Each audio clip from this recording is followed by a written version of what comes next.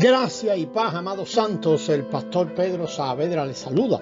Este es el audio número 107 de la serie Etapas hacia la madurez espiritual. Si comparamos el trato con el pecado y el trato con el mundo, con nuestro, por decirlo, lavado de ropas, el trato de la conciencia con bañarnos, el trato con la carne con afeitarnos, el trato con el yo con quitarnos la piel y el trato con nuestra constitución natural como cortarnos, entonces tratar con el espíritu se puede comparar con quitar todas nuestras células sanguíneas para examinarlas y limpiar cada una de ellas.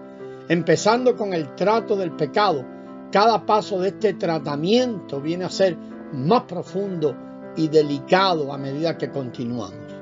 Cuando llegamos al trato de nuestra constitución natural, estamos siendo tratados completamente por dentro y por fuera. La única parte que queda es la contaminación que trae consigo el espíritu. Cuando hemos tratado con el espíritu y ha sido limpiado de toda contaminación, como dice el texto en Corintios, de manera que el espíritu no solo brota, sino que brota limpio, puro y correcto. Entonces todo nuestro ser es completa y minuciosamente tratado. Desde luego, después de esto obtenemos el ser llenos del Espíritu. Cuando hayamos tratado con todos los elementos de nuestra vieja creación, entonces el Espíritu Santo podrá poseernos y llenar todo nuestro ser. Queremos destacar la diferencia entre tratar con nuestro espíritu y tratar con nuestra conciencia. El trato con la conciencia y con el espíritu son tratos muy delicados dentro de nosotros y aparentemente son difíciles de distinguir. Sin embargo, cuando los comparamos cuidadosamente, nos damos cuenta de que el objetivo del trato con cada uno de ellos difiere. El trato con el espíritu pone énfasis en el trato con las intenciones impuras, los motivos y otras impurezas muy profundas dentro de nosotros. Mientras que el trato con la conciencia recalca el trato con los sentimientos de la conciencia hacia todas esas contaminaciones que tenemos. Por ejemplo, vamos a poner considerar un ejemplo que una hermana que le relata a otro cierto punto. Mientras ella habla, hay un mal motivo en ella. Después su conciencia la condena, causándole el sentir de que no fue correcto haber hablado con un mal motivo interno. Ella lo confiesa delante de Dios y trata con ese motivo delante de otros. En ese momento, ella ha tratado con el asunto de haber hablado a otros con un mal motivo y ahora tiene paz en su conciencia. Pero ella no ha tratado aún con el mal motivo en sí. Ella trató con el sentimiento que ese mal motivo produjo en su conciencia. Por tanto, ese elemento, esa impureza, todavía permanece dentro de ella, aunque no se manifestará mientras ella permanezca callada y no libere su espíritu. Sin embargo, tan pronto como ella mencione el mismo asunto con su espíritu liberado o liberando tal motivo en particular, tal contaminación automáticamente se manifestará. Más adelante, cuando ella sea alumbrada y ve cuál es la base de su motivo y que no debe permanecer allí, trata con ese motivo o trata con ese mal motivo por medio del poder del Espíritu Santo. En ese momento no solo ha tratado con su comportamiento exterior impropio, sino con la contaminación misma dentro de ella. Al tratar con el comportamiento exterior, en lo que se refiere al comportamiento mismo, ella trata con el pecado. En cuanto al sentir de la conciencia con respecto al comportamiento, ella está tratando con la conciencia.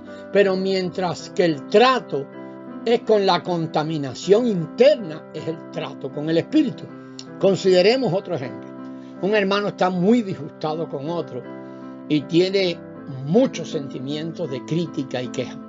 A pesar de que esos sentimientos no han sido expresados, en su conciencia se da cuenta que esto no es correcto. Ese sentir de la conciencia le indica que no es correcto. Por lo tanto, él confiesa esto como pecado delante de Dios. Este es su trato con su propia conciencia. Sin embargo, él no está dispuesto a abandonar esos sentimientos de desagrado ni a tratar con esa contaminación. Por lo tanto, cada vez que recuerda a ese hermano o lo menciona, su espíritu aún contiene esa mezcla y es todavía un espíritu de desagrado lleno de crítica. Hasta este punto él solo ha tratado con el sentir de la conciencia, pero no con la contaminación que hay en su espíritu. Él ha tenido solo la experiencia de tratar con su conciencia, pero no la experiencia de tratar con su espíritu.